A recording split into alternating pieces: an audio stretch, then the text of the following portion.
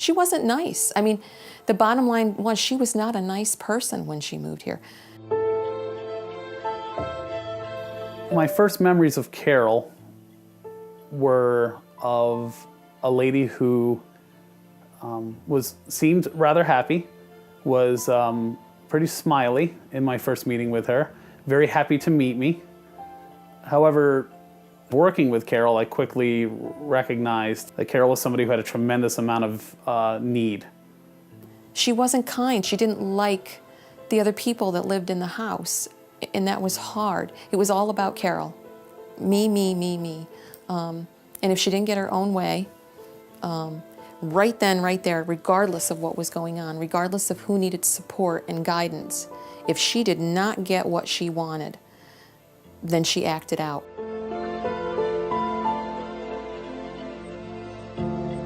The Carol of 1995, 96 was somebody who, at the very moment that something didn't go in a manner that she felt it should, could very quickly escalate to being assaultive towards staff and peers, to being self-injurious, to being destructive towards property. And that could happen on several times a day. That could happen. And she acted out viciously. I mean, she kicked, she spit. She would dig you, she would bite you. She would call you upstairs, and until we caught on to what that meant, you got it when you got upstairs. There was a smack waiting for you at the top, or you could be working side by side with her and think things were going fine, and all of a sudden she's hitting you, and you're walking around going, whoa, what just happened? And you really had to think hard about, did I say something? Was it the tone I used? Was it the sentence I used? Is she just having a moment that her coping skills aren't what they need to be? In the beginning, it was very common for Carol to practically have a staff member glued to her side. That individual was mostly responsible for Carol throughout their day. She would, at times, even with that individual right there providing constant praise and reinforcement, still get frustrated over feeling that she wasn't receiving enough either praise or enough of staff's attention. You walked on eggshells from the time she rolled out of bed in the morning until you tucked her in at night. You walked on eggshells because you just never knew what was going to happen. I mean, I look back at it now, she was testing. She needed to know, are you people in this for the long haul? Or are you just going to send me out and send me away? She had to push. She had to know that we really were in it. And we meant it. That when we said, we care about you and we want the best for you, that we really meant that. And that took a long, long time.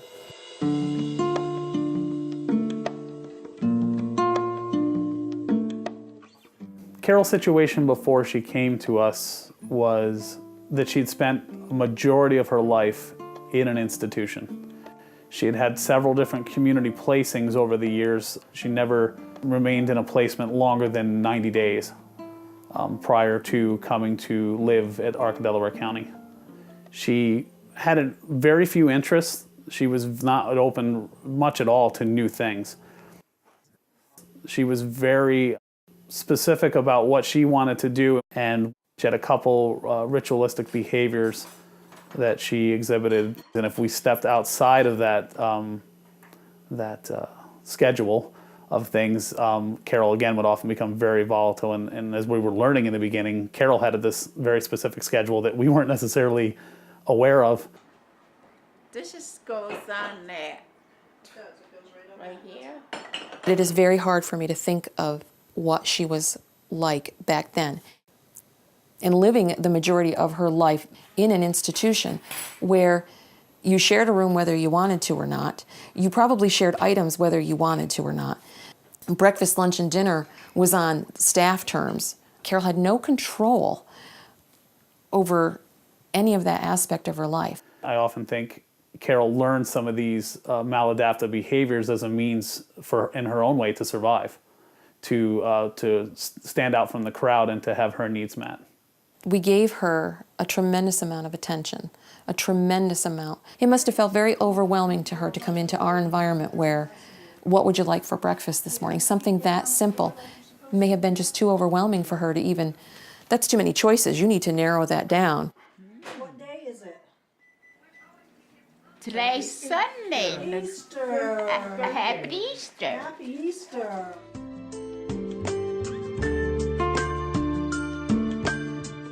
You know, it sounds so cliche to say, but it starts with the simplest thing of genuinely caring, and everybody says they care, but obviously proof can be in the pudding. Yeah. Okay, so I think you need to go ask Rob if he can help you with your money. I have to get my purse. All right, sounds good to me.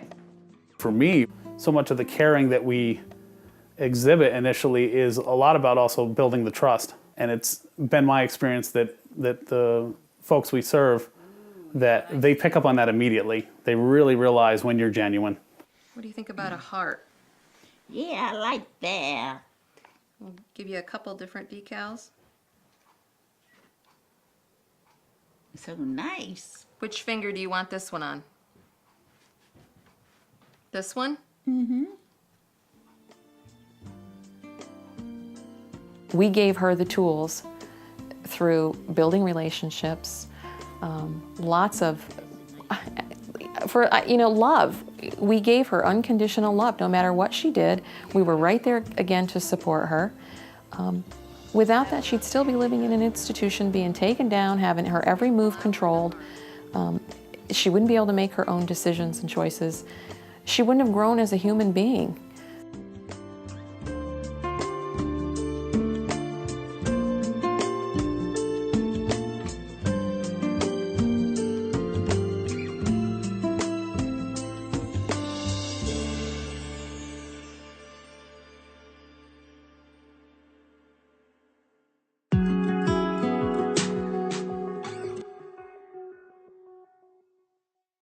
When we realized how challenging it was going to be to keep everybody safe, one of the things that we did is we purchased additional throw pillows and lap blankets.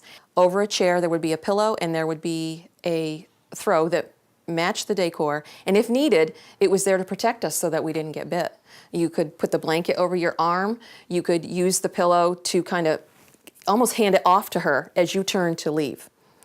Initially, the plan for Carol, when I first started working with her, was pretty much if Carol exhibited some of those warning signs and escalated to a point of agitation, that she immediately implemented the very intensive plan that specifically spoke of removing everyone from the area and putting them in a specific safe room, that there was a staff member assigned to making sure those individuals got there safely and maintained protection for them, as well as, if necessary, contacted supervision to potentially get other people to the site if necessary. Absolutely. And the lead person stayed with Carol, and as you mentioned, always looking at protecting themselves in the process too, but staying a safe distance, but giving Carol the space that was needed, but also intervening with the questions that were going to help bring her to decreasing her agitation. Rob, how did this play out in day program? I was thinking environmentally, she was in a room by herself with one-on-one instruction, and that was basically her day, and there were a lot of outings, but again, they were still one-on-one. And The outings were surrounding what types of things? likes that she had, going out for a soda, going out for a snack, going out for Food. lunch, meals. So mostly food. Usually really. food, right. yeah. Food was very reinforcing. Very much, yeah. So how long in day program was she one-on-one? Do you remember, Rob? She was one-on-one when I came there in '97, and she stayed until halfway through '98, I want to say. So that's a good One-on-one. year and a half. And then, do you remember at day program how we added more people to her environment?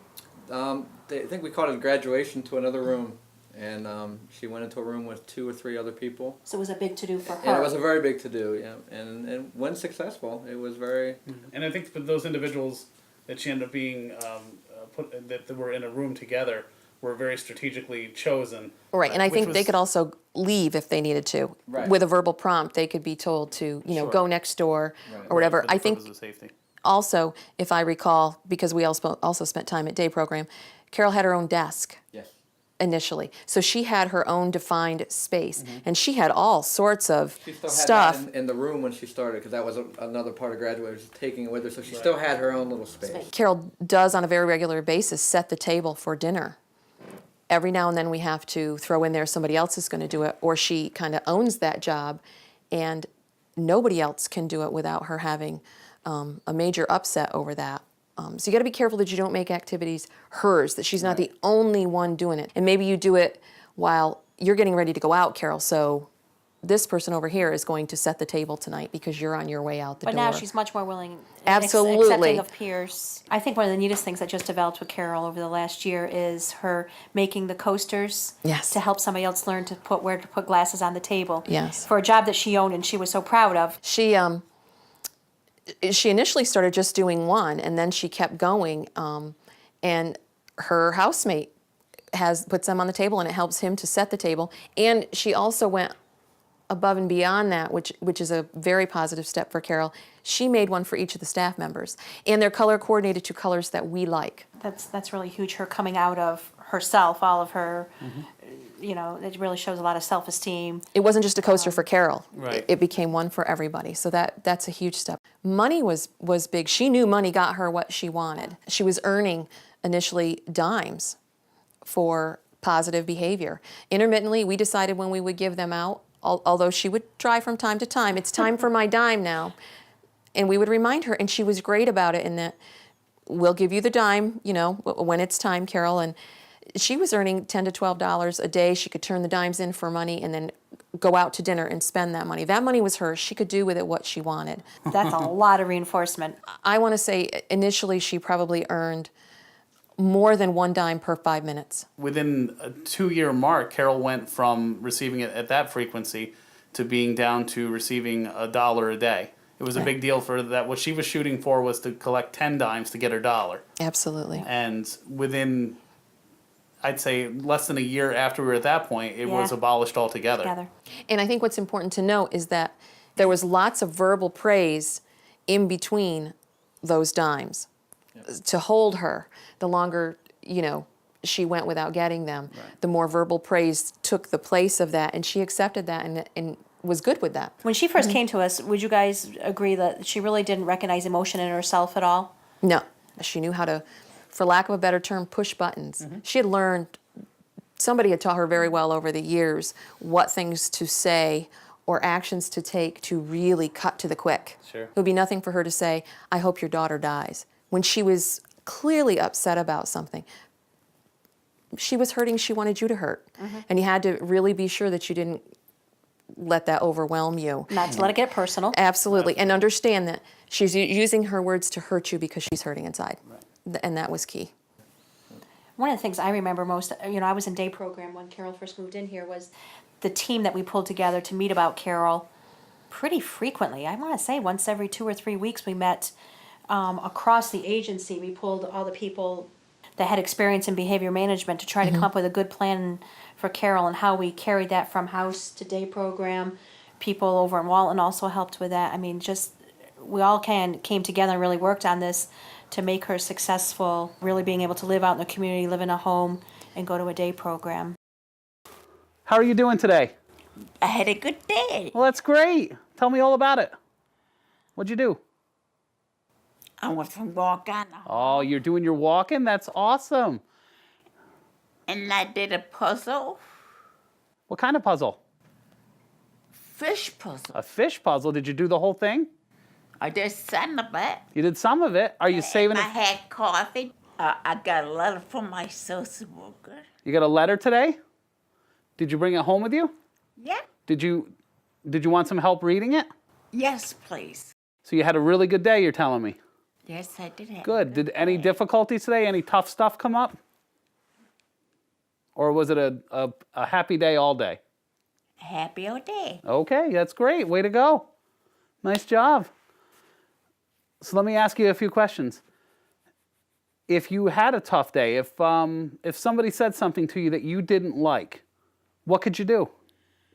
Just try to stand. That is a great answer. That is one of the great things you could do. Or go away from them. You could walk away. That is awesome.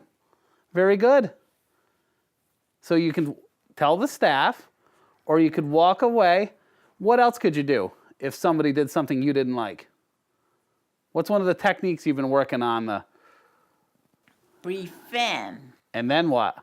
Breathe out. Let it go. Very good. Let it go. Nice. Way to go. Yeah. I got a big bag of tricks in my room. You do have a bag of tricks. Tell me some of the stuff that's in the bag of tricks. Makes me calm. It helps you be calm. That's exactly right. Could you tell me some of the things that are in the bag? Clay, Clay. Very good. What else? puzzle, There's a puzzle in there. You are really doing a great job. You've got clay, puzzle. What else is in the bag? my notebook Your notebook for doing what? makes me calm. It helps you be calm. What do you do in your notebook? Put my name in. You like to write your name? So you like to do some writing? That's another great way to help stay calm, isn't it?